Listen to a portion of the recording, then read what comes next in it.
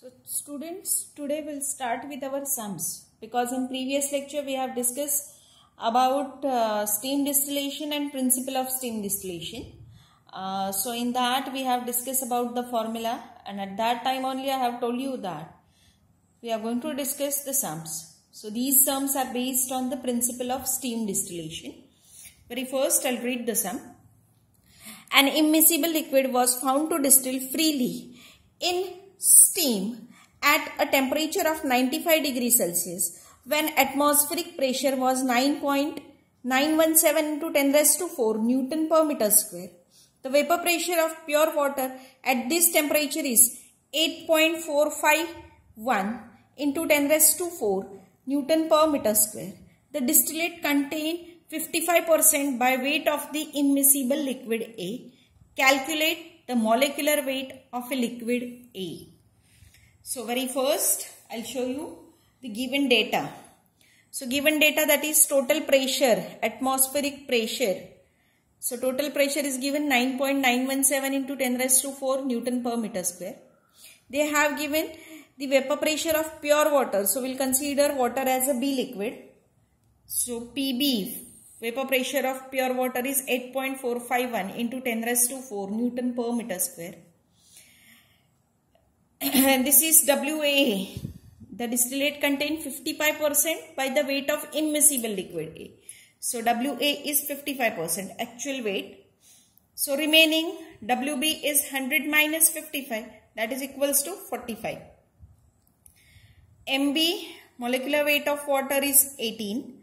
MA, calculate the molecular weight of liquid A. So MA is equals to what? That we are going to find out. Now, very first, we'll find out the PA value. As we know, PA plus PB is equals to P. Therefore, PA equals to P minus PB. So, 9.917 minus 8.451 whole into 10 raised to 4 Newton per meter square. That will be your PA value. So in this way, find out PA value, and PA value is equals to 1.466 into 10 raised to 4 Newton per meter square. So this is your PA value. Now, as we know the formula, WA by WB is equals to PA MA by PB MB. We are going to find out WA value. Sorry, MA value. Hence, we can write or modify this formula as MA equals to WA by WB into PB by PA into MB. So WA value you know, WB value you know, PB, PA value you know, MB value you know. Find out MA value. So MA is equals to WA is 55 by 45 WB. PB is 8.451 into 10 raised to 4. PA, as you have calculated, 1.466 into 10 raised to 4 into MB is 18. So calculate this all values and find out the value of MA. So value of MA is equals to 126.82. So in this way you can do the calculation. So please do this in your notebook. Now we'll go for the next sum. So I'll read it first. A mixture of water and aniline boils at a temperature of 98.5 degrees Celsius at a pressure of 1.013 into 10 raised to 5 Newton per meter square. The vapor pressure of water at this temperature is 9.558 into 10 raised to 4 Newton per meter square. Find the composition of distillate. And they have given MA and MB values. MA is 53, MB is 18. So very first, we'll discuss about the given data. So P, total pressure of the mixture is 1.013 into 10 raised to 5 Newton per meter square. PB, we'll consider water as a B liquid. So vapor pressure of water is 9.558 into 10 raised to 4 Newton per meter square. MA value given 53, MB value given 18. You have to find out composition. So how to solve it? Very first, we'll write the formula. As we know, WA by WB is equals to PA by PB into MA by MB. So we know the formula PA we are going to find out. So PA is equals to P minus PB. So calculate this value. So in this way, when you have calculated PA value, that is equals to 0.0572 into 10 raised to 5. Whole is divided by PB is 9.558 into 10 raised to 4 into MA is 53, MB is 18. If you are going to calculate this, then your answer is equals to 0.31. Okay, your answer is equals to 0.31. Actual answer is 0.309, which is near about equal to 31. So just I have directly taken 31. Now you have to find out percentage by weight of aniline, and as well as you have to find out percentage by weight of water. So aniline percent is 0.31 upon 1 plus 0.31 into 100. So calculate this percentage. It is equals to 23.66%.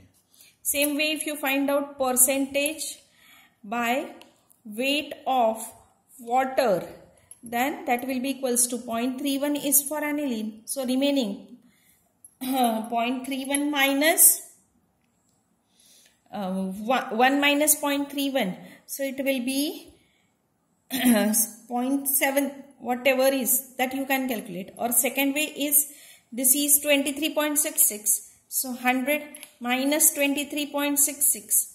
So directly you can calculate it as 76.34%. So in both way you are able to calculate the percentage by weight of aniline and percentage by weight of water.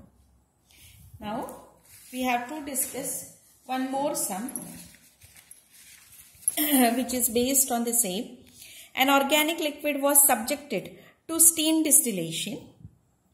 An organic liquid was subjected to steam distillation. The liquid in the flask boiled at 90 degree. The external pressure was found to be 9.789 into 10 raised to 4 Newton per meter square. The vapor pressure of water at 90 degree is 7.012 into 10 raised to 4 Newton per meter square. The ratio of the weight of liquid to water was found to be 2.47. Calculate the molecular weight of liquid. So very first I'll write the given data. So in the given data, what they have given, P is equals to 9.789, that is total pressure, 9.789 into 10 raised to 4 Newton per meter square. PB, that is the vapor pressure of pure water at same temperature, is 7.012 into 10 raised to 4 Newton per meter square. They have given the weight ratio of liquid. So WA by WB is 2.47. MB, molecular weight of water, is 18. MA, you are going to find out. So as we know the formula, WA by WB is equals to PA by PB into MA by MB. So PA you are going to find out, PA equals to P minus PB. So find out the value of PA. WA by WB is 2.47 they have given. PA if you find out, then that is equals to 2.77 into 10 raised to 4. Whole is divided by 7.012 into 10 raised to 4 into MA you are going to find out. So write down MA as it is, and MB is 18.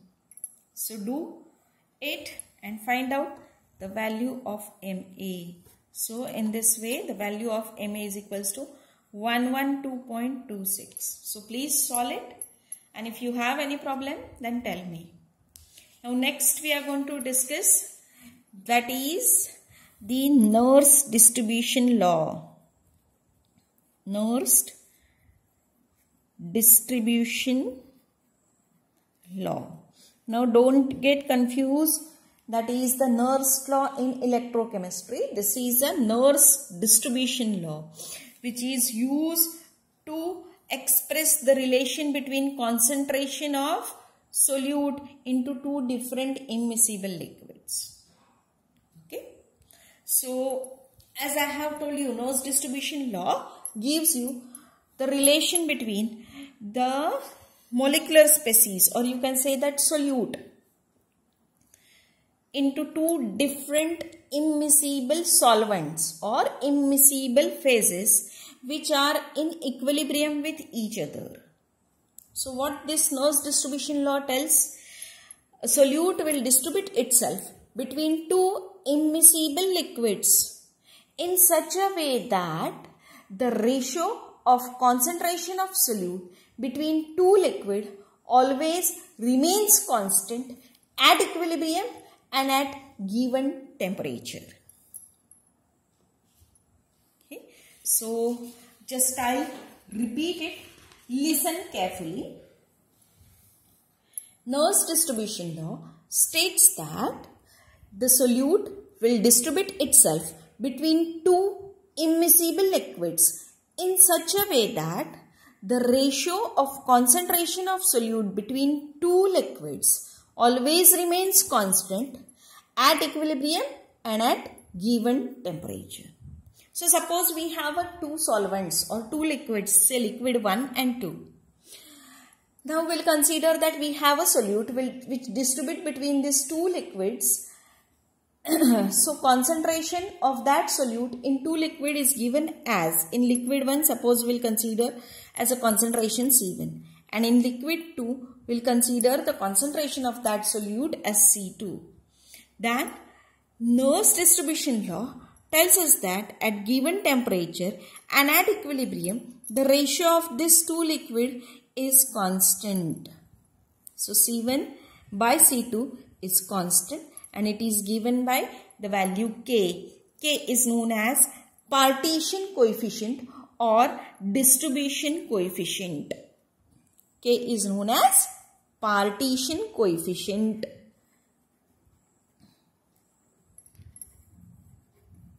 Partition coefficient, or also known as a distribution coefficient.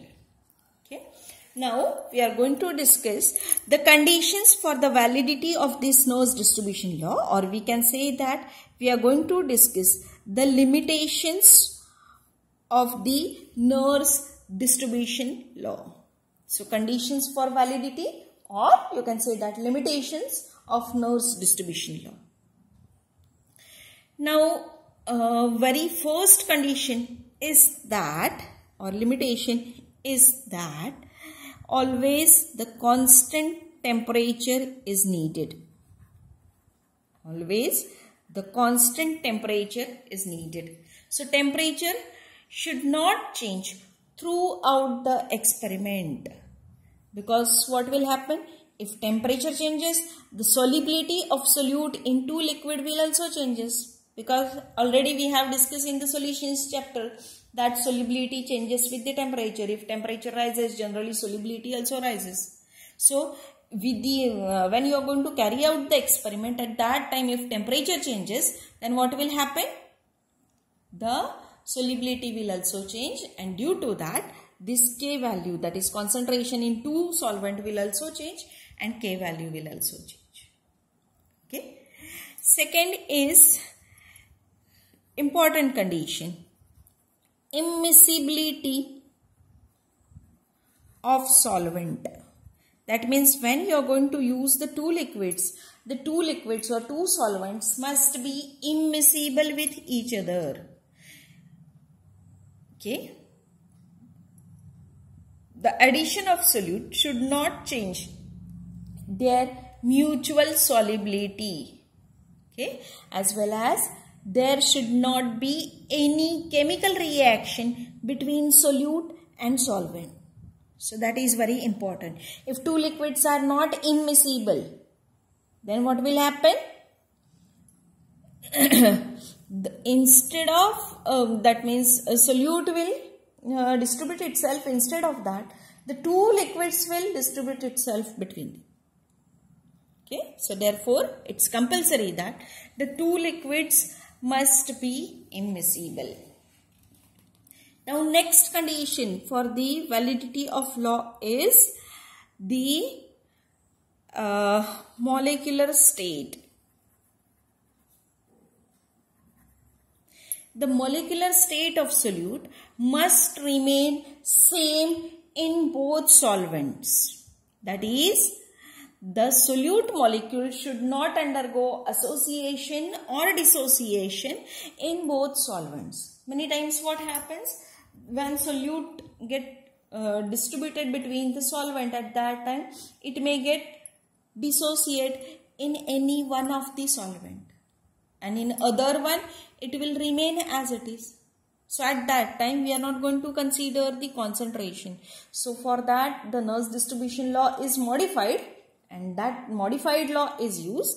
But for this law, the solute should remain in a same molecular state. Okay.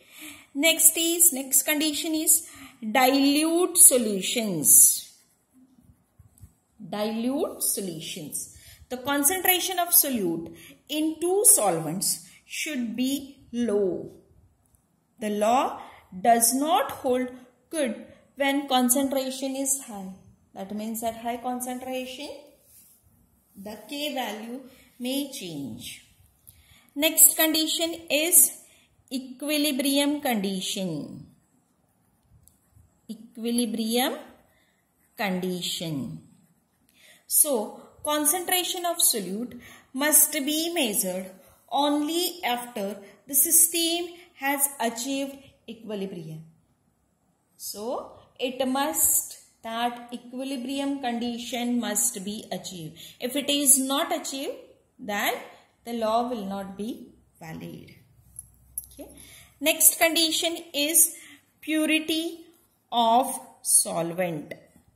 Whenever you are going to use the solvent in this, the solvents must be highly purified.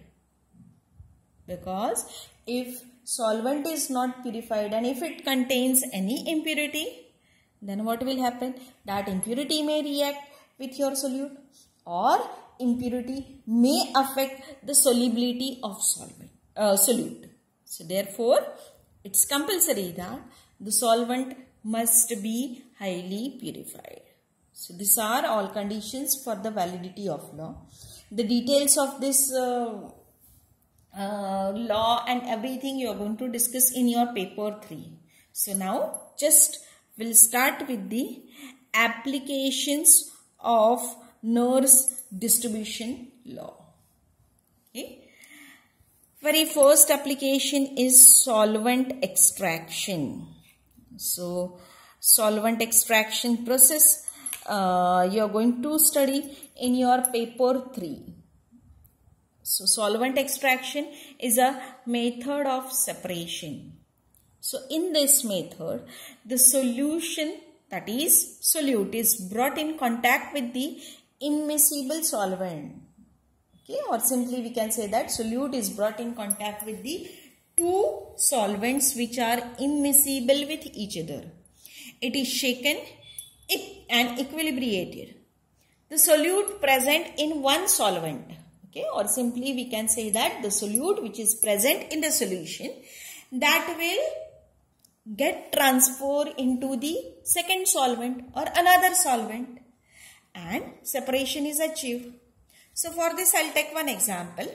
When iodine, that is iodine solution is taken, iodine, CCl4 and water are added, iodine will dissolve partly in CCl4, that is carbon tetrachloride, as well as in water. So concentration of iodine in two layers is different. If volume of two layers is changed, then concentration of iodine will also change in 2 layers. But ratio of concentration is constant at given temperature and at equilibrium, and this ratio is independent of amount of iodine or the volume of 2 immiscible solvent. So we can say that suppose concentration of iodine is presented by C1 in say carbon tetrachloride, and in water if it is represented by C2, and if I increase the, you can say that amount of iodine, then too this ratio will remain constant K. If I increase the ratio of water, or you can say that volume of water, then too this ratio will remain same. If I increase the concentration, you can say that volume of carbon tetrachloride, then too this ratio will remain constant. Okay, but condition is that the temperature should remain same. Okay, same example we can take for the succinic acid. So when succinic acid is added in varying amount to ether and water both are the immiscible with each other, it distributes itself between 2 solvent in such a way that at constant temperature and at equilibrium this K value remains constant. So specially this solvent extraction method is used for the separation of you can say that 2 or more solutes which we are not able to separate by using our normal methods. At that time solvent extraction is preferred. Especially I would like to give you example that is in separation of lanthanides. This solvent extraction method is used, which gives you very nice results. As we know, the separation of lanthanide is difficult, but by using this solvent extraction method we are able to separate even lanthanides. Now next application for this Snow's distribution law is desilverization of lead. Desilverization of argentiferous lead, okay, which is known as a Parkes process. So in this desilverization of argentiferous lead, argentiferous means suppose if you have a lead and if that lead contains a little amount of, you can say that silver. Now in the lead, silver is present as a impurity which is present in a little amount. If any other impurity is there, at that time just will remove that and will throw that impurity. But that now in this case the impurity is silver, argentite, okay, or silver, which is very very precious. So what we are going to do? We are going to recover the lead, okay, recover the silver from the lead. So for that again solvent extraction method is used, and which gives you a very nice result, that is from the total we are able to separate out near about 2% of lead by using this method. Okay. Next application is for the investigation of association or dissociation of ions or complex formation of ions, or you can say that of solute. So by using this Snow's distribution law we are able to calculate whether the solute undergoes association or dissociation or complex formation in the given solvent or not. So that we are able to find out by using these values.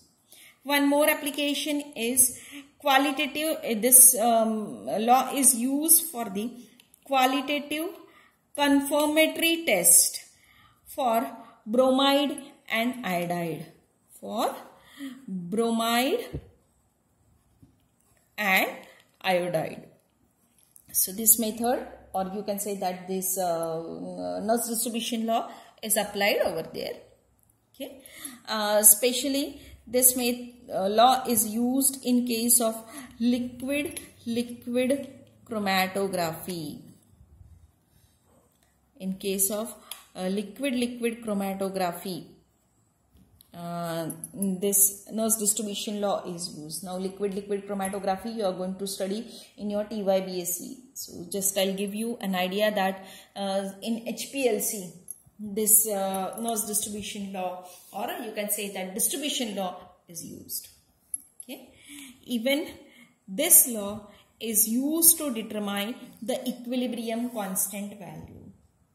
Okay, so these are all applications of Nernst distribution law, and with this I have completed your syllabus for the paper 2 semester 3. Okay, so I have completed the 2 chapters. Previous one was chemical kinetics and this one is solutions. So I have uploaded notes for chemical kinetics. Even I have uploaded notes for the solutions, half of the notes for solutions. Remaining I'll upload it. Please write down in your book. In case of any questions, any difficulty, without any hesitation, contact me. I am there to solve your difficulties. Okay? Study well and best of luck for your exams. Thank you.